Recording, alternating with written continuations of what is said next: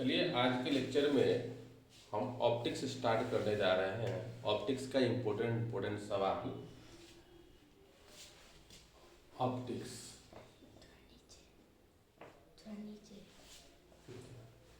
Twelfth class के लिए optics हम स्टार्ट करने जा रहे हैं। ट्वेल्थ क्लास में जैसे कि ऑप्टिक्स बिहार बोर्ड और सीबीएसई बोर्ड के लिए दोनों के लिए इम्पोर्टेंट है। दोनों के लिए क्या है? इम्पोर्टेंट है। इसमें सबसे पहले आप लोग बस अभी ज़्यादा तो समय है नहीं कि पूरा डिटेल में पढ़ने के लिए। हम इतना पढ़ा रहे हैं कि बोर्ड में अच्छा नंबर आ जाए। आपको 95 प्लस नंबर आ सकता है। जितना पढ़ाएंगे उससे एक बाहर नहीं आएगा। हम जो पढ़ाने जा रहे हैं वो वीवीआई पढ़ाने जा रहे हैं। वेरी इंपॉर्टेंट क्वेश्चंस जो एग्जाम में आ ही जाए, ठीक है ना। दावा के साथ दे रहे हैं कि आएगा ही आएगा। तो सबसे पहले हम पढ़ने जा रहे हैं रिफ्लेक्शंस क्या होता है। अगर पूछिएगा रिफ्लेक्शन ऑफ लाइट क्या होता है, रिफ्लेक्शन ऑफ लाइट क्या होता है। रिफ्लेक्शन ऑफ लाइट इसको बोलते हैं प्रकाश का परावर्तन। प्रकाश का परावर्तन।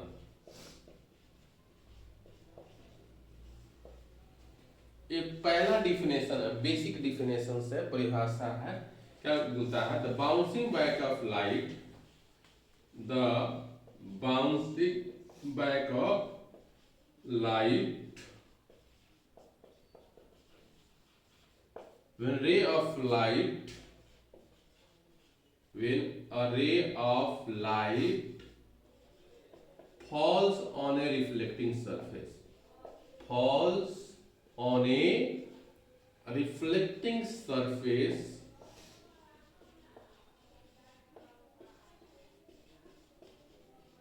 then returned back into the same medium,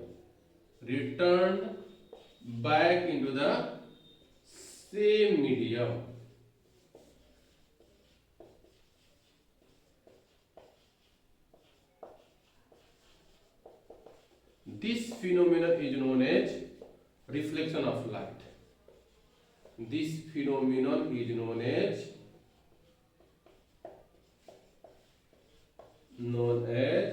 reflection of light.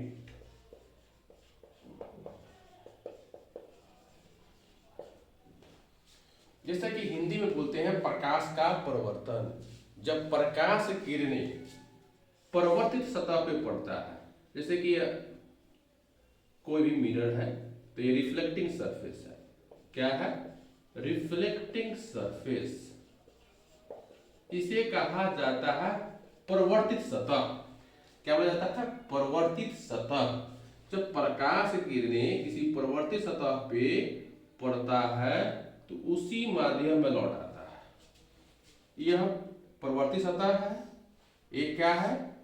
Incident ray है। क्या बोलते हैं इसको? Incident ray. जो रे किसी दर्पण पे पड़ता है, किसी रिफ्लेक्टिंग सरफेस पे पड़ता है, उसे हम इंसिडेंट रे कहते हैं और उसको हिंदी में बोलते हैं आपतित किरण। क्या बोलते हैं? आपतित किरण। इसे बोलते हैं रिफ्लेक्टेड रे। रिफ्लेक्टेड रे। जिस तरह से किसी दीवार पर बॉल मारते हैं तो वापस आ जाता है, उसी तरह जब रे ऑफ लाइट जब किसी परावर्तित सतह पर पड़ता है तो वापस आ जाता है। इसी फिनोमिनन को बोला जाता है रिफ्लेक्शन ऑफ लाइट, यानी हिंदी में बोलते हैं प्रकाश का परावर्तन। यदि आपको परिभाषा हिंदी में लिखना हो, कैसे लिखेंगे? तो बोलेंगे जब प्रकाश किरणें परावर्तित सतह पे पड़ता है तो उसी माध्यम में लौट आता है। इस घटनाक्रम को बोलते हैं प्रकाश का परावर्तन। जो रे किसी रिफ्लेक्टिंग सरफेस पे पड़ता है उसे हम इंसिडेंट रे कहते हैं। उसको हम हिंदी में बोलते हैं आपतित किरण। जो रे रिफ्लेक्शन के बाद उसी मीडियम में आ जाता है, वापस आ जाता है, उसे बोलते हैं रिफ्लेक्टेड रे। क्या बोलते हैं? रिफ्लेक्टेड रे, जिसे बोलते हैं हिंदी में परावर्तित सतह। और इसे बोलते हैं जो सरफेस के नॉर्मल होता है, परपेंडिकुलर होता है, उसको बोलते हैं नॉर्मल। अब इंसिडेंट रे जो नॉर्मल के साथ एंगल बनाता है उसको बोलते हैं एंगल ऑफ इंसिडेंस। जो रिफ्लेक्टेड रे नॉर्मल के साथ एंगल बनाता है उसको बोलते हैं एंगल ऑफ रिफ्लेक्शन। क्या बोलते हैं? Angle of reflection. ये एंगल ऑफ इंसिडेंस है, ये एंगल ऑफ रिफ्लेक्शन है। और एंगल ऑफ इंसिडेंस जो होता है एंगल ऑफ रिफ्लेक्शन क्या होता है? बराबर होता है। इसको हिंदी में बोलते हैं आपतन कोण। क्या बोलते हैं? आपतन कोण। इसको बोलते हैं परावर्तन कोण। आपतन कोण जो होता है परावर्तन कोण के हमेशा बराबर होता है। क्या होता है? बराबर होता है। समझे बउआ? ये आपतन कोण इसको बोलते हैं एंगल ऑफ इंसिडेंस, इसे बोलते हैं एंगल ऑफ रिफ्लेक्शन। तो एंगल ऑफ इंसिडेंस जो होता है एंगल ऑफ रिफ्लेक्शन क्या होता है? बराबर होता है। ठीक है ना? तो प्रकाश का परावर्तन किसे कहते हैं समझ में आ गया? इसका रूल्स होता क्या है? Laws of reflection of light. तो देखो बाबू, इसको वीडियो को ज्यादा बड़ा नहीं बनाना है, आपको बस काम का बात लिखना है। यहाँ पे बोलेंगे incident ray, reflected ray and normal all lie in the same plane. Incident ray, reflected ray and normal all lie in the same plane. और दूसरा क्या लॉज है? Angle of incidence is equal to angle of reflection. जो angle of incidence है angle of reflection क्या होता है? बराबर होता है। उसके बाद हम लोग मिरर में जाएंगे आगे तरफ।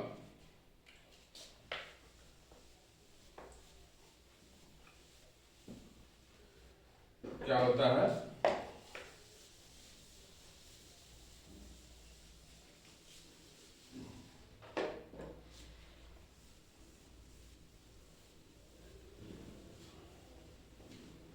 दूसरा डिफिनेशन जो बोला जाता है रिफ्रैक्शन ऑफ लाइट किसे कहते हैं? Refraction of light. Refraction of light किसे कहा जाता है? एक साफ कपड़ा लीजिए। रिफ्रैक्शन ऑफ लाइट जिसे बोलते हैं प्रकाश का अपवर्तन। इसको हिंदी में बोलते हैं प्रकाश का अपवर्तन। प्रकाश का अपवर्तन किसे कहा जाता है? When the bending of ray of light, the bending of ray of light, ray of light, when goes the bending of ray of light when goes from one medium to another medium, one medium to another medium, one medium to another medium.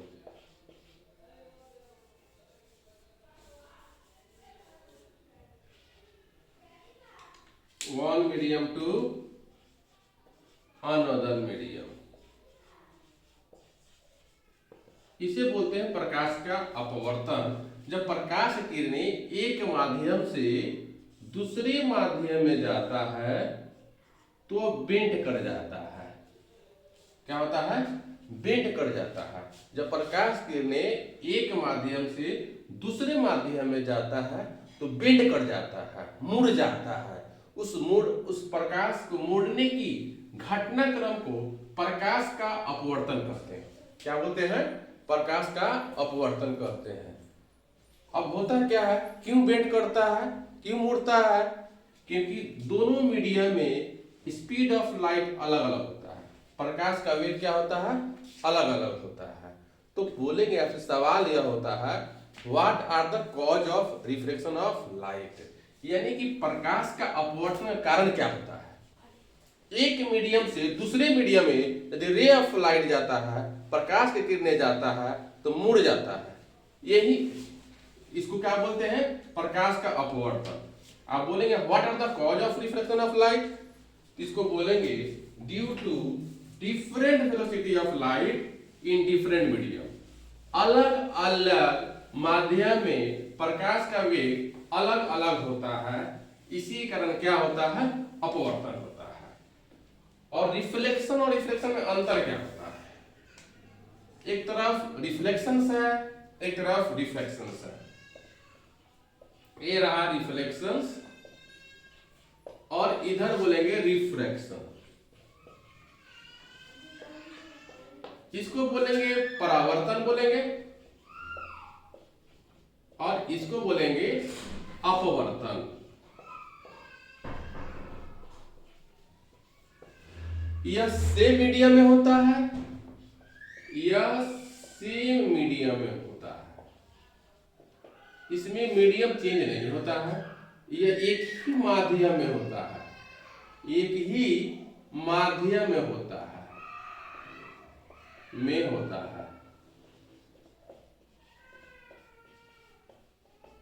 माध्यम change नहीं होता है इसमें। इसमें क्या होता है, एक माध्यम से दूसरे माध्यम में चला जाता है, तो एक माध्यम से दूसरे माध्यम में, इसमें होता है change in medium, change in medium. तो मीडियम चेंज करने से क्या होता है, माध्यम में परिवर्तन होता है, माध्यम में परिवर्तन होता है। क्या होता है, माध्यम में परिवर्तन। माध्यम में परिवर्तन होने से क्या होता है, वेलोसिटी चेंज हो जाता है। इस मीडियम का, मान लीजिए मीडियम 1 है, इसका वेलोसिटी v1 है, इसका वेलोसिटी v2 है। अब बताइए, कोई एक इंसान अगर कोई अचानक से स्पीड तेज हो जाए तो मुड़ेगा कि नहीं मुड़ेगा, तो मुड़ जाता है। जब रे ऑफ लाइट, मान लीजिए प्रकाश किरण यहाँ पे v1 स्पीड से चल रहा है और यहाँ पे स्पीड बढ़ गया, उसका तेज हो जाएगा। जब तेज हो जाएगा तो ये प्रकाश का किरण सीधा जाना चाहिए था, क्योंकि प्रकाश किधर चलता है, सीधा चलता है, लेकिन यहाँ मुड़ गया। तो मुड़ गया तो इस विधि को, इस घटनाक्रम को बोलते हैं अपवर्तन। क्या बोलते हैं, अपवर्तन। नहीं मुड़ता तो क्या होता, मुड़ता ही क्यों नहीं, क्योंकि माध्यम चेंज हो जाएगा। माध्यम चेंज होने से क्या हो रहा है, यहाँ वेग में परिवर्तन हो जाएगा, और वेग में परिवर्तन होगा तो प्रकाश की किरणें मुड़ेंगे ही मुड़ेंगे, है कि नहीं। यदि यहां पे देखिए क्या होता है, देखिए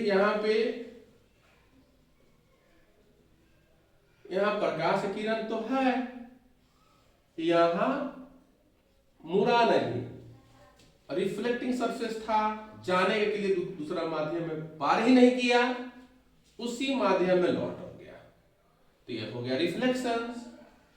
इसको बोलते हैं, आपको बताया है पीछे बताया, एंगल ऑफ इंसिडेंस जिसे आपतन कोण, इसे बोलते हैं एंगल ऑफ रिफ्लेक्शन जिसे बोलते हैं परावर्तन कोण, इसको बोलते हैं एंगल ऑफ इंसिडेंस, और इसको बोलते हैं एंगल ऑफ रिफ्रैक्शन, जिसको अपवर्तन कोण बोला जाता है। इसमें एंगल आई जो होता है एंगल आर के बराबर होता है, इसमें एंगल आई एंगल आर के बराबर नहीं होता है।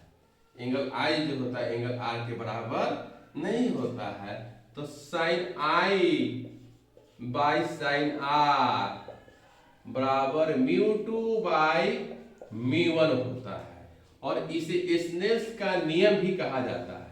क्या कहा जाता है, स्नेल्स लॉ, स्नेल्स लॉ भी कहा जाता है, यानी स्नेल्स के नियम भी कहा जाता है। Sine i by sine r बराबर μ2 बाई μ1। μ2 जो होता है दूसरे मीडियम का रिफ्रैक्टिव इंडेक्स, μ1 क्या होता है, पहले मीडियम का रिफ्रैक्टिव इंडेक्स। पहले माध्यम का अपवर्तनांक है, ये दूसरे माध्यम का अपवर्तनांक μ2 है। तो सर अपवर्तनांक क्या होता है, तो चलिए हम लोग अपवर्तनांक के बारे में पढ़ते हैं। अपवर्तनांक होता क्या है इसके बारे में हम लोग पढ़ते हैं। अपवर्तनांक क्या होता है, चलिए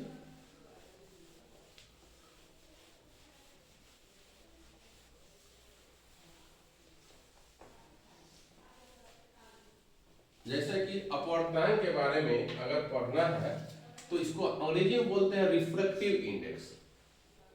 रिफ्रैक्टिव इंडेक्स। और रिफ्रैक्टिव इंडेक्स को हिंदी में बोला जाता है अपवर्तनांक। अपवर्तनांक, और इसको डिनोट किया जाता है म्यू से। किसे डिनोट किया जाता है? म्यू से। और रिफ्रैक्टिव इंडेक्स को म्यू से डिनोट किया जाता है। इसका फार्मूला क्या होता है? Velocity of light in vacuum, velocity of light in vacuum बटा velocity of light in medium, velocity of light in medium.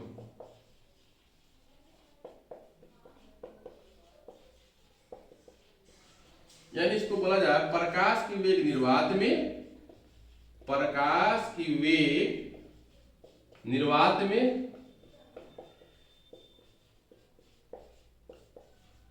और इसको बोला जाएगा प्रकाश के वेग माध्यम में, प्रकाश की वेग माध्यम में। इस अनुपात को अपवर्तनांक कहते हैं। क्या बोलते हैं? अपवर्तनांक। प्रकाश के वेग निर्वात में कितना होता है? इसको c से डिनोट किया जाता है। c, प्रकाश के वेग निर्वात में कितना होता है? c। और जो माध्यम में प्रकाश के वेग होता है उसको v बोला जाता है। यानी कि c म्यू बराबर c बटा v। और c का मान सबसे ज्यादा प्रकाश के वेग निर्वात में होता है, सबसे ज्यादा स्पीड ऑफ लाइट वैक्यूम में होता है। कितने होता है? ज्यादा वैक्यूम में होता है।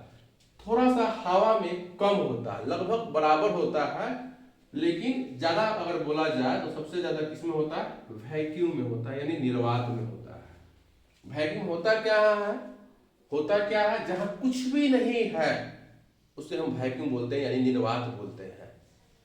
तो सबसे ज्यादा प्रकाश के वेग निर्वात में होता है बाटा प्रकाश के वेग माध्यम में। इस रेशियो को, इस अनुपात को म्यू कहा जाता है, यानी रिफ्रैक्टिव इंडेक्स कहा जाता है।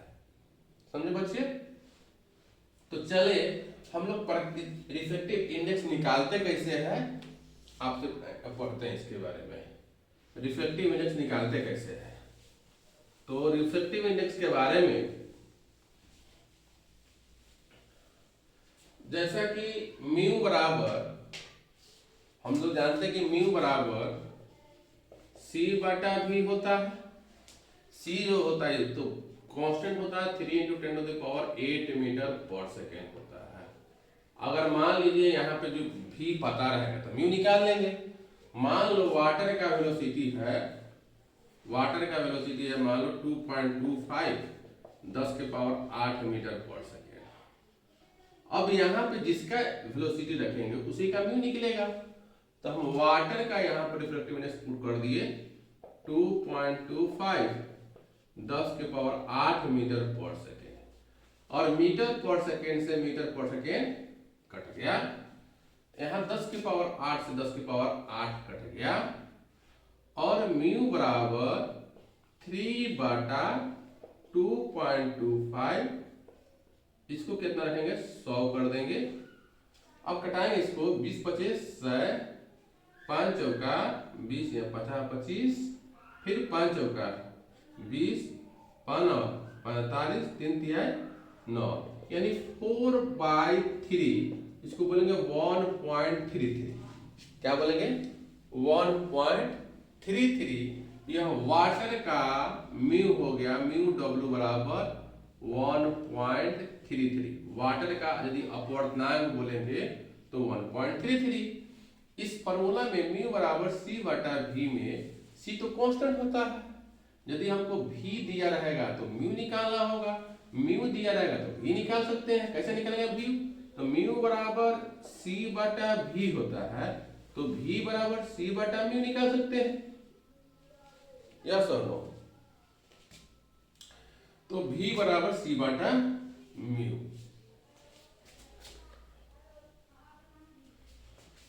तो बेसिकली जो है हम लोग आगे एक रिलेटिव रिफ्रैक्टिव इंडेक्स पढ़ना है, जो बिहार बोर्ड भी पूछता है। रिलेटिव रिफ्रैक्टिव इंडेक्स ऐसा दिया रहेगा, मान लो ऐसा दिया है 1 म्यू 2। इसका मतलब है reflective index of medium 1 with respect to 2। इसको क्या पढ़ते हैं? Reflective index of medium 1 with respect to medium 2।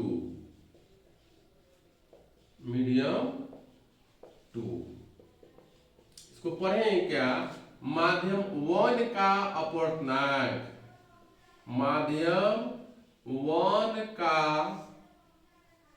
अपवर्तनांक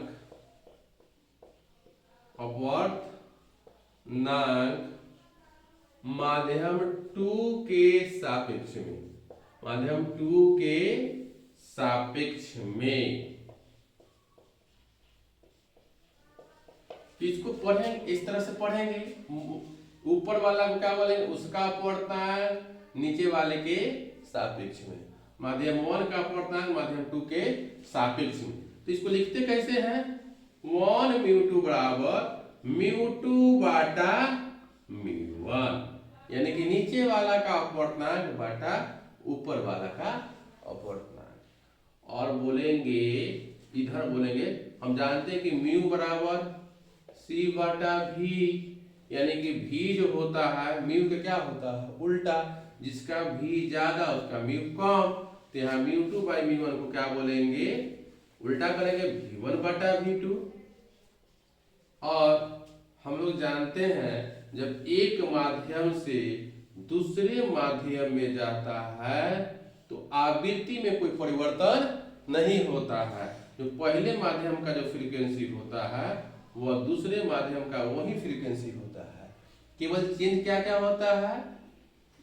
v1 चेंज होता है, से v2 हो गया। अब लेमडा 1 से क्या हो जाता है? लेमडा 2 हो जाता है। तो यहाँ पे v1 बटा v2 बराबर लेमडा 1 बाय लेमडा 2 होता है। इसको बोलते हैं सापेक्षिक अपवर्तनांक, रिलेटिव रिफ्लेक्टिव इंडेक्स। क्या बोलते हैं? बिहार बोर्ड में पूछा हुआ था ये कि reflective index of 2 with respect to 1। Option में दिया था म्यू 2 बाय म्यू 1। तो म्यू 2 बाय म्यू 1 क्या हो जाएगा? सही हो जाएगा। तो चलिए हम वीडियो बड़ा नहीं करते हैं, फिर से आगे दूसरा वीडियो लाएंगे इसमें।